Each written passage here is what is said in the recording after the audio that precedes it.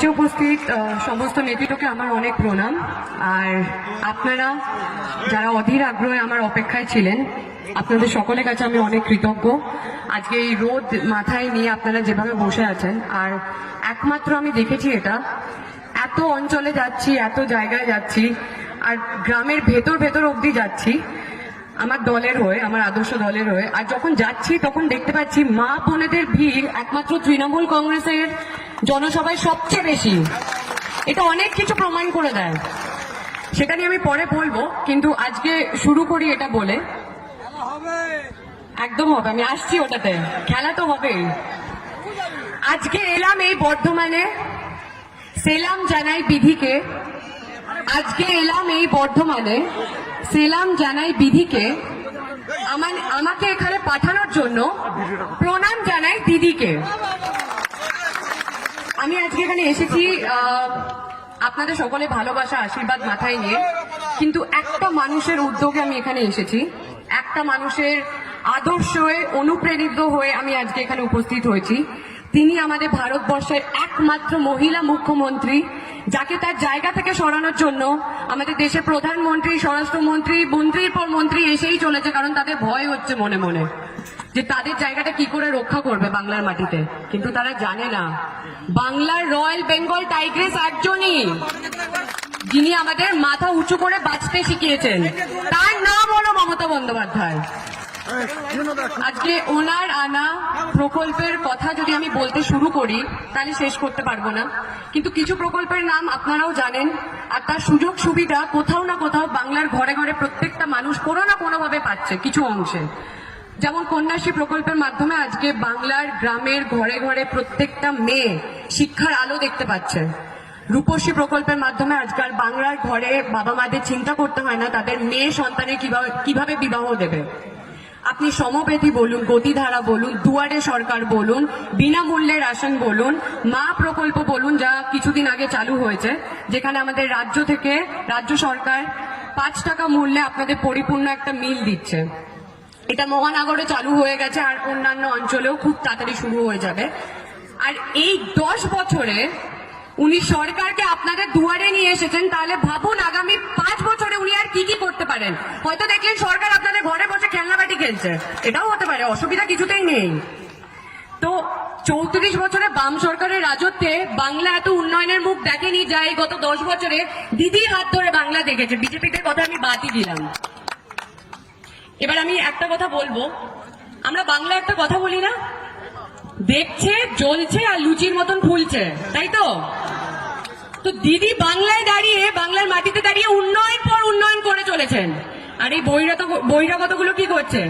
আসছে হেলিকপ্টার ফ্লাইটে, 5 স্টার হোটেলে থাকছে, আপনাদের ঘরে ঢুকে পড়ছে, আবার ভাত খেতে ডাল খেতে দেখাতে চাইছে যে আমরা বাংলার মানুষের আবেগ বুঝি, কিন্তু বাংলার ঐতিহ্য, সংস্কৃতি, রীতি রিবাজ, সমাজ নিয়ে তাদের কোনো জ্ঞান নেই, শূন্য। তো যেই মানুষ বাংলার যেই লোকগুলো এসে এত বড় বড় ভুল প্রতিশ্রুতি দিয়ে আপনাদের মাথা খাচ্ছে, তারা কি বলেছিল আপনাদের একটা সময়? 15 লাখ টাকার মিথ্যা স্বপ্ন দেখিয়েছিল তারা। আর এই 5 লাখ টাকা স্বাস্থ্যসাথী কার্ড দিয়েছে আমাদের দিদির গঠিত সরকার। এটা মাথায় রাখবেন, এটা কখনো ভুলবেন না। এই বহিরাগতগুলোকে বলি যে তাদের তো ফুচকা খাওয়ার দম নেই, বাংলায় এসে ফুলকো লুচি খাওয়ার স্বপ্ন দেখছে, ভাবুন। তো দিদি প্রকল্প দেখে বসে বসে দেখে জলা আর ফোলা ছাড়া কোনো কাজ নেই তাদের। দেখবেন যখন জনসভায় আসছে চর্বিগুলো ঝুলে পড়ছে চারিদিক থেকে, ওইভাবেই হচ্ছে ওটা। তো এবার আসি, আমি আমাদের একজন বহিরাগত নেতা খুব কিছুদিন আগেই একটা চ্যানেলে বলেছেন, বাংলার মাটিতে দাঁড়িয়ে কি বলেছেন না, দুর্গা কে, দুর্গার আবির্ভাব কি করে হয়, তার অবস্থান কি বুঝুন, এরা চালাবে আমাদের রাজ্য। মা দুর্গা কি তাই জানে না। তো মা দুর্গা হলো নারী শক্তির প্রতীক, যা বিশ্বের মানুষ ঘরে ঘরে পুজো করে যে শক্তিকে। তো আজকে মা দুর্গাকে নিয়ে তারা যে প্রশ্ন করছে বাংলার মাটিতে দাঁড়িয়ে, তারা কি জানে না, ওই দিলীপ ঘোষ কি জানে না যে এই রাম রাম বলে যে চিল্লাচ্ছে, রামকেও অকাল বোধন করার জন্য মা দুর্গাকে পুজো দিতে হয়েছিল অসময়, সেটাও জানে না। তাই আজকে ওই দিলীপ ঘোষের প্রশ্নের উত্তর দিতে বড় ইচ্ছা করছে। তার উত্তরে আমি বলি, ইঞ্চি মাপাই জমিতে দাঁড়িয়ে ডাক দিয়ে জনতা, ইঞ্চি মাপাই জমিতে দাঁড়িয়ে ডাক দিয়েছে জনতা, ঘরে ঘরে আজ সীতাদের বাঁচাতে দরকার হলো মমতা। তো আমি এটাই বলবো যে এই যে মা, মা কথাটার অর্থ অনেক গভীর, আমার মা বোনেরা বুঝবেন। আর এই ম শব্দটা দিয়ে অনেক কিছু হয়, মানে একটা শক্তিশালী শব্দ। ম দিয়ে হয় মন্দির, ম দিয়ে হয় মসজিদ, ম দিয়ে হয় মা, ম দিয়ে হয় মাটি, ম দিয়ে হয় মানুষ, মানে আপনারা, আমরা, আর ম দিয়ে আপনারা বলুন। তো যেই দুর্গা দেবীকে অপমান করছেন উনি, তাদের নিয়ে একটা কথা বলি। এই যে পদ্মফুল, পদ্মফুলটার কিন্তু মানে আসল অর্থে তার সার্থকতা কোথায় জানেন, বা তার দাম কখন বাড়ে? যখন আমরা সেই পদ্মফুলকে মা দেবী দুর্গার চরণে অনুপ্রাণিত করি, তখন নিবেদিত করি। তো আমি এটাই বলবো যে সেই দুর্গা দেবী কিন্তু আমাদের কাছে আছে, আমাদের জননেত্রী মমতা বন্দ্যোপাধ্যায় সেই মা দুর্গা, যে আমাদেরকে নিজের আঁচলের তলায় সুরক্ষিত রাখছে আর প্রত্যেক দিন লড়াই করছে। 24টি ঘন্টা উনি অক্লান্ত পরিশ্রম করে ওই হাওয়াই চটি পরে এই জেলায় সেই জেলায়, এই দিক ওই দিক, আজকে ডিজেল পেট্রোলের দাম নিয়ে প্রতিবাদ জানানোর জন্য উনি রাস্তায় নেমেছেন কলকাতায়। তো এটা কিন্তু কেউ পারে না, আর কেউ দেখেনি কোনোদিন একটা মুখ্যমন্ত্রীকে এত কাজ করতে লোকের জন্য। উনি মাটির গন্ধ চেনেন, উনি মানুষের আবেগ বোঝেন, মানুষের হৃৎস্পন্দ বোঝেন, তাই উনি আজকে মা মাটি মানুষের সরকার গঠন করতে পেরেছেন।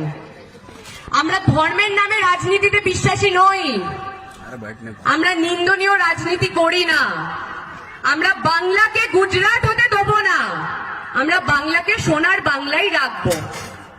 তাই আপনাদের সকলের কাছে অনুরোধ করব যে আপনারা দিদির হাত শক্ত করুন। দিদির এই যে সোনার বাংলা গড়ে তোলার স্বপ্ন, তা সত্যি করার জন্য আজকে এই 10 কোটি বাংলার মানুষের খুব দরকার।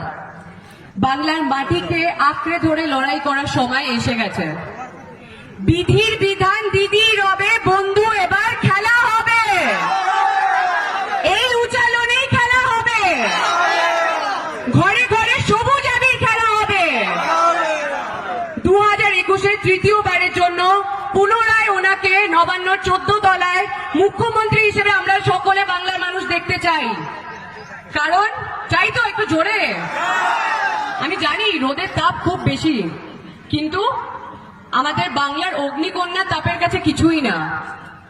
তো আমি একটা কথা বলবো, যা না বললে হয়তো আমি মঞ্চ ছেড়েই যেতে পারবো না।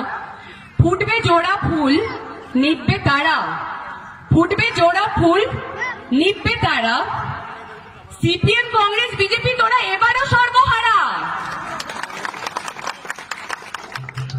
তো আর যদি আমি বলি যে এবার কিছু লোকের কথা না বললে তো হয়ই না, মানে এটা একটা হাস্যকর বিষয় তৈরি হয়েছে। কিছু মির্জাফর আছে, জানেন তো, শুনেছেন তো?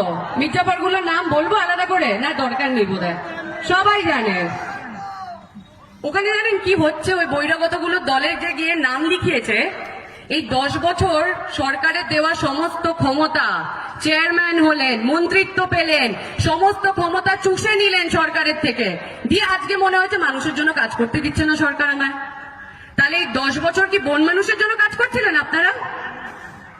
তো আমি এটাই বলবো যে এই যে মানুষ মানুষ করে চিল্লাচ্ছে, আগে বাংলা সংস্কৃতিকে বোঝো, আগে বাংলার ঐতিহ্য নিয়ে কিছু জানো, বাঙালিদের আবেগ বোঝো।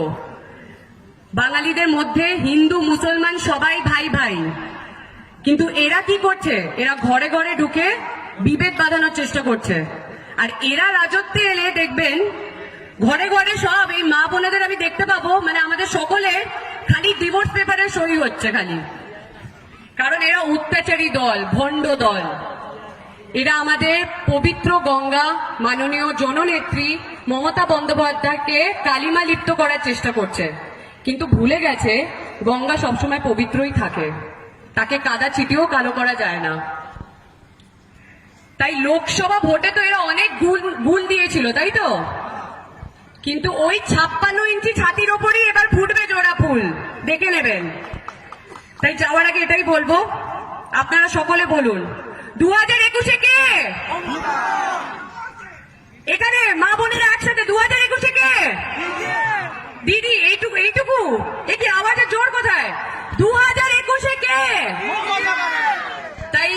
ভারতীয় জনতা পার্টিকে বলি, যতই নাড়ো কলকাঠি, নবান্ন এবারও হাওয়াই চটি। জয় হিন্দ, জয় বাংলা, জয় মমতা বন্দ্যোপাধ্যায়, জয় অভিষেক বন্দ্যোপাধ্যায়, জয় মা মাটি মানুষ। আপনারা সকলে দিদির হাত শক্ত করুন। দিদির সৈনিক হিসেবে, দিদির কান্ডারি হিসেবে আমি আজকে এখানে এসেছি।